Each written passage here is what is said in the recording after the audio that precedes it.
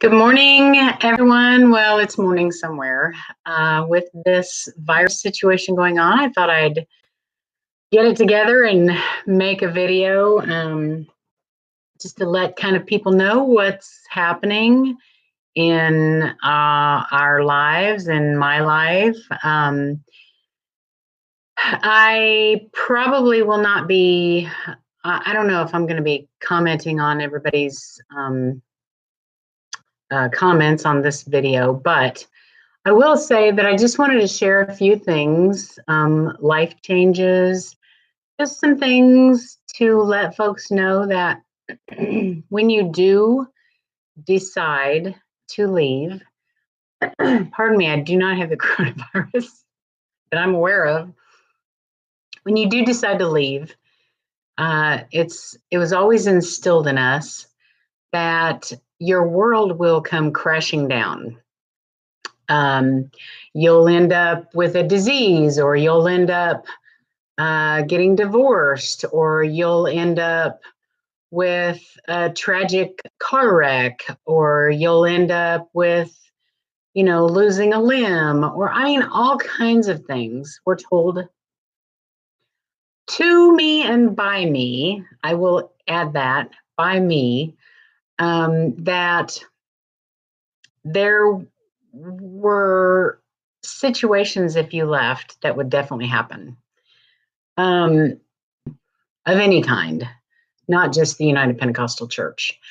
There are many decisions that we make while in the organization that are bad. They're wrong decisions. They're decisions that are made while we are mentally unstable, mentally unhealthy, mentally afraid of what others will think. We are concerned about life as we know it, and we must stay, or we will die. We'll be backslidden, our lives will be ruined, and that's just the fear. So, yeah, sickness, Johnny, things like that, are life. So the caveat to all this is, if you're in the organization and you get sick, God is testing you, or you've got sin in your life. If you're out of the organization and you leave, well, obviously you're backslidden. God is mad at you. God has, he's trying to draw you back through your problem situation. And, it can't be both ways. It can't be both ways. So you can believe whatever you want. Don't get me wrong. I'm not here to make anybody agree with me. I'm not here to make anybody leave if you're not interested in leaving. That's not my plan. That's not my ulterior motive. But I will say that if you have questioned the organization that you're in, I'm just here for support. I'm here to say, hey, I left. I did not grow up in it, of course, as many of you know. I got in at 28. I got in at the invitation of a man that then went on 10 months later to become my husband. It was an abusive situation. It was a bad situation. We were both unhealthy people trying to form a healthy life. And that marriage ended biblically for me. And I won't go into great detail because I have not asked this person if I could share our journey. But I will just say that I was able to get married again, and I did. And it was a very, it was a marriage that I thought was a great at the time. And again, being with a situation where you're not mentally healthy to make decisions like that, I made a decision. Now, did it turn out bad? So I'm an eternal optimist, and I can see the good in most any situation. there definitely was good things about Rick, who you know is not here with me today. And I'll get to that in just a minute. But I will say that you the pool of people to marry is very, very small because of you cannot go outside of the organization or you will be unequally yoked. So that is incorrect because anybody that believes Jesus Christ is the Savior is a Christian. You cannot get past that. I couldn't. And but there's these extra rules that I had to pick from of people that only believe these certain things, right? And so I'm not saying that Rick is a bad man. He was a good man. He was a good husband. He was a good provider. He was a good example to my sons. And so that is not the issue. The issue is we made choices based on a very narrow set of rules, a very narrow set of parameters. And once you leave, you'll find, if you're choosing to leave, you will find that the pool of people is much, much bigger than you ever thought. And I understand I was sold out. So there was no way in heck I was going to go outside of my organization. And there was even narrower paths inside the organization because, oh my gosh, if some man wore shorts, well, he wasn't for me. Yeah. If he had a mustache or a beard, nope, not for me. There are some now in the organization that are loosening some standards, whatever. I just,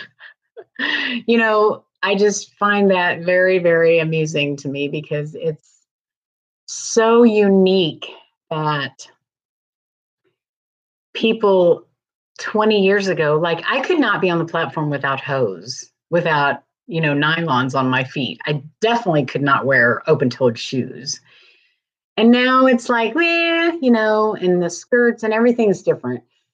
And I get it. Like it's people, the congregations are dying, and the major big ones, and we all know who those are growing because of attrition, not of attrition, because of people moving into the area, churches dying. We moved because of a bad pastor. So I know it's out there to move because you're looking for a better situation within the small confines of the organization that you're in. You're looking for a better congregation. I mean, so all that life will fall apart and everything. You kind of are denying who you truly. Johnny says I like shorts. You kind of are denying who you really are. I mean, let's be real. I wanted to be like the women that were solid. I used to think if I could just get a hairstyle that would be the same hairstyle that I could do all the time, that would solidify me in this organization forever and ever and ever and ever. I wanted to be a public speaker in the organization, but I didn't have the clout. And I came from a very, very tiny church in a very small city. I knew a few people, but I didn't feel like it was really going to be like, I was not going to be a speaker at Missouri Conference, like Ladies Conference. That wasn't going to be who I was going to be. And so at that point, I just decided, well, I'm just going to be the best wife and mother that I knew how to be. And I tried really hard, and I put up a really good front. Like, you go look at our first videos. Like, I was really making it feel like we have a great marriage. Okay, we haven't. I want to be really careful because Rick knows I'm talking. He knows I'm giving some of the details of our relationship. But I don't want him. There's no villain in this. There's no, well, I'll just say it. So we're getting divorced, okay? We're both extremely happy about it. We're both in a place where we're very comfortable with where we're at, not a folding of the hands to sleep like the Bible talks about here a little, there. No. That's not what I'm talking about. I'm talking about we're becoming the people that God meant us to be, right? So we're not little cookie cutters. We're not little, all look the same. Oh, they're wearing a skirt to their calves. I better wear a skirt to my calf. Oh, they're not wearing their hair down the platform. I better not wear my hair down on the platform. Or they'll think I'm not as spiritual as they are. That was in my mind constantly, always. So yes, we are. We should be with this virus thing. I'm not sure of our final court date. I think it's supposed to be in May, but we'll see. No attorneys, no, no issues with. We had a few strong conversations in like November, December, but we are friends. We will remain friends, and I don't think there's. Yeah, I don't think there's. So I'm not sure which direction I'm going to take it. But I've got a lot of really supportive, loving people that have made me feel like I have helped them in some way. And for that, I'm grateful. I'm super grateful. So I guess I said all that to say this. If you leave, things might happen. They might, because you're not going to be the same person that you were. Can you handle it? Can you persevere? Can you move on through? And what the thing is I can't look down the road 3 years and see what's going to happen. Like all I have is today. That's it. That's all I have to worry about is today. And I heard something really, really wise today that said we either operate from fear or from love. And find what you do for the world and do that the best of your ability. And I feel like that's kind of where I'm at. That's kind of what I want to do. Like, I don't have a full-time job right now. I didn't work for full-time for 18 years, the whole time we were married. That was both of our choices. He brought the money home and I carefully spent it. But so we all are going to have fear. I mean, there's no way around it. I think what the reason why I left was I did love people and I saw that there was no growth in these church stands. So I operated from love, maybe probably 90% love. I had very little fear of leaving after I made the choice to leave. And it has been an amazing journey to date. And I look forward to anything that comes at me. I don't know. I mean, it is what it is. So, y'all, Suzette, I'm so glad y'all could join me today. There's a few on here that I recognize, but I just want to encourage everybody that these are trying times and maybe our faith is being tested. I don't know. I really struggle with a lot of the religious terminology nowadays because it was so hammered into me and because I spewed it myself so often. And so I think from this point on, from these days on, I will just move on in a way that my faith, like Ralph Brickley says, my faith will be to myself. Oops, sorry, I got my microphone on. My faith will be mine alone. And you might not even know it. And I'm going to be one of those people that I might not ever I might not ever cross the threshold of another church building. And if that be the case, do I think God would be mad at me about that? I can't see that. And I'm keeping the channel going. Yeah, I sure am, Johnny. I sure as hell am. Like, what the hell else do I have to do? No, I've actually gotten on TikTok throughout this thing. My screen on thing name is at Bye Buddy, like from Elf, Bye Buddy, except it's BYEBUDEE. And so if y'all are on uh, TikTok, you can join me there and we'll have some fun together, I guess. I've been having like way too much fun there. Way too much. It's times like these that you go, oh my gosh, there's a lot of other friggin' crazy people out there. I'll post it on here, Johnny. Yeah, I sure will. Um, so I don't really have anything else to say.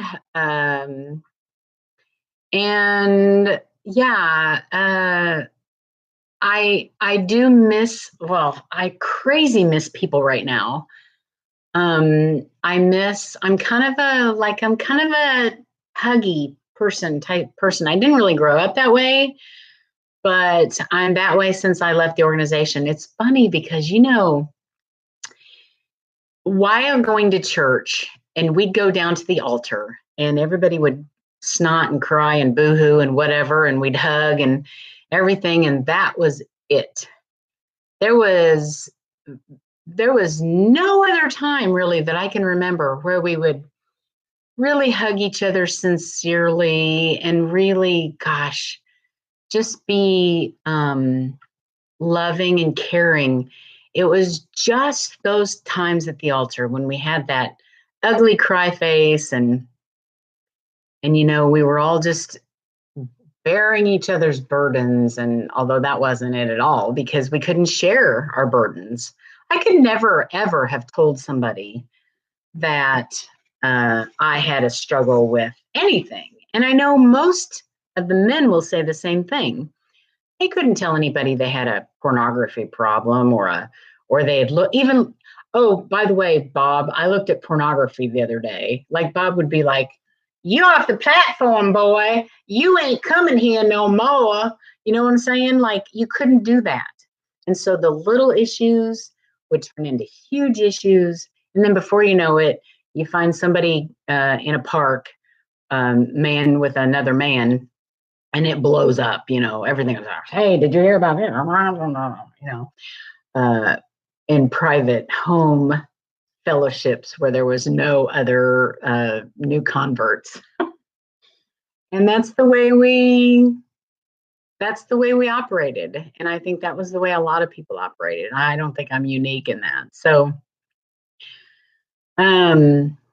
yeah, so now it scares me a lot not to be real, not to be who I really am. Like I never want to be that person that says, "Oh, I'm so good and I'm so wonderful." And yeah, I did my hair today. Freaking A. I put some makeup on because this camera thing, like you look out like you look sick if you don't put a little makeup on. So, but I'm a normally natural person and I like it. Like I'm a Crocs girl now. Hey, I'm wearing Crocs, seriously. And I'm not gonna fake it. I'm just not. It's just not who I am. And I say shit sometimes and I say, fuck sometimes. I mean, I just do. And if that offends you, then I'm not sorry because it is who I am. All I can say is, like I used to tell people, what comes out of God will not judge me for what comes out of your mouth. I used to tell people that all the time. And it was more like, it was definitely more like a judgmental, God's going to judge you for your F bombs. But it was, what did they call it? Like where you gently tell people things just because you're teaching them something. Yeah, I'm not doing that no more. Anyway, well, thanks y'all for hanging with me, and I hope I've cleared up some questions.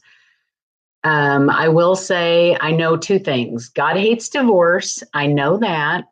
And he also hates a whole crap load of other things that I'm doing too. And I can't be good enough to make God love me. And I have quit trying to be good enough to make God love me. I think I'm just going to stand on the fact that He shed His blood for me. I'm grateful for that. And that's about all I'm going to say about that. But yeah. So you guys enjoy the rest of your COVID-19 vacations. And I think like probably 9 months from now, we might end up with a Generation C. I'm just thinking that.